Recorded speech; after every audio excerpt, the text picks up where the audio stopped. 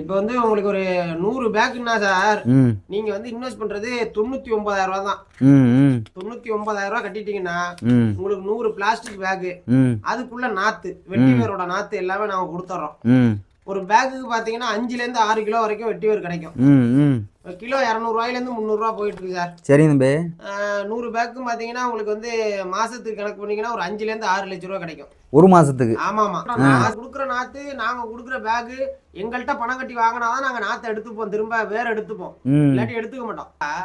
புயல சாகுபடி, மல்லிகைப்பூ சாகுபடியை போட்டு மாசம் மாசம் நீங்க கஷ்டப்படுறத இதுல கஷ்டப்பட்டீங்கன்னா லட்சக்கணக்கில் பார்க்கலாம். பூ எடுத்து கொடுக்குறீங்களா, மல்லிகை பூ எடுத்து கொடுக்குறீங்களா, எத்தனை ஆயிரம் உங்களுக்கு மாசம் கிடைக்குது? ஆமா தம்பி, ரொம்ப கஷ்டமா போயிட்டு இருக்கு. ஹலோ. வணக்கம் தம்பி. வணக்கம் சார், சொல்லுங்க. நல்லா இருக்கீங்களா தம்பி? நல்லா இருக்கு சார். என்ன தம்பி, அந்த வெட்டி வேரில் மானியம்லாம் கொடுக்குறாங்கன்னு சொன்னீங்க, ஒன்றும் இல்லை. இந்த ப்ராசஸ் போயிட்டு இருக்கு சார், வாங்கி கொடுத்துறேன் சார். இப்போ என்ன ரேட்டு தம்பி போயிட்டு இருக்கு? 100 ரூபா போயிட்டு இருக்கு சார். என்ன தம்பி 200 ரூபா போகுதுன்னீங்க, இப்போ 100 ரூபா போகுதுங்கிறீங்க, எனக்கு பெரிய நட்டமா இருக்கு சார். இப்போ ஊர் பூரா அந்த வெட்டி வேர் வைக்க ஆரம்பிச்சிட்டாங்க சார், அதனால லோடு கூட வருது, ரேட்டு குறைஞ்சு போச்சு சார். 100 ரூபாய்க்கு தான் எடுக்கிறோம். இல்லை தம்பி, எனக்கு இப்போ வந்து 1/2 கிலோ மணி கணக்கு பண்ணால் 50 கிலோவுக்கு 5000 ரூபா தானே தம்பி வருது. பேக்குக்கு 1/2 கிலோ தான் இருக்கா சார்? ஆமாம் தம்பி, ஆமாம் தம்பி.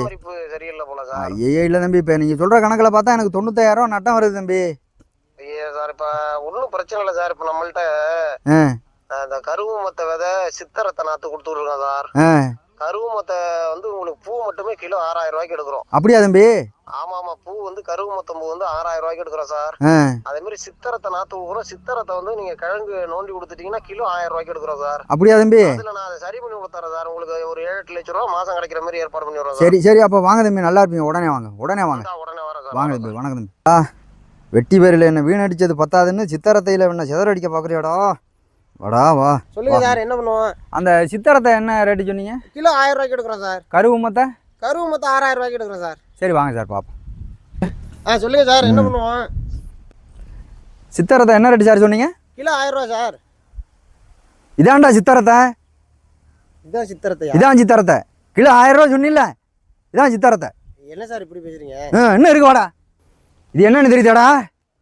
என்ன சார்? இதான்டா கருவு மொத்த 6000 சொன்னீங்களடா. எனக்கு மறுபடியும் என்ன ஏமாத்தலான்னு பார்க்குறேன். ஏன்டா பூச்செடி உள்ள போயிலன்னு நாங்கள் கஷ்டப்பட்டுக்கிட்டு உழைச்சிட்டு கிடந்தோம். வெட்டி வேறுன்னு சொல்லி எங்களை ஏமாற்றி கவர்மெண்ட் எங்கடா மானியம் கொடுக்குது? அப்படி ஒரு அறிவிப்பே இல்லைடா கவர்மெண்ட்டில். என்னடா நினச்சிக்கிட்டு எல்லாரையும் ஏமாத்துறீங்க? இனிமேல் வேதாந்தியம் பக்கம் எவனும் வெட்டி வேறுன்னு பேசிக்கிட்டு வரக்கூடாது. வா, போலீஸ் வர வரைக்கும் நீ இங்கே தான் இருக்கணும். வா.